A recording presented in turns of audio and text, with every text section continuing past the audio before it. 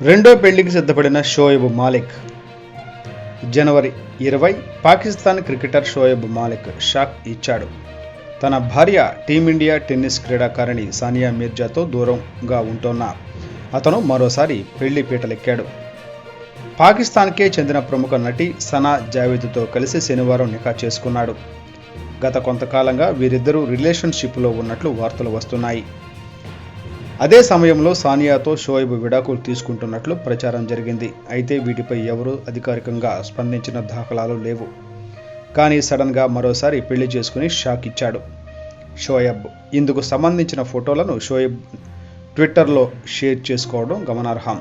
సానియాతో విడాకుల ప్రచారం సాగుతుండగానే షోయబ్ సనాల పెళ్లి ఫోటోలు ప్రస్తుతం సామాజిక మాధ్యమాల్లో వైరల్గా మారాయి. సానియా షోయబ్ది కూడా ప్రేమ వివాహం.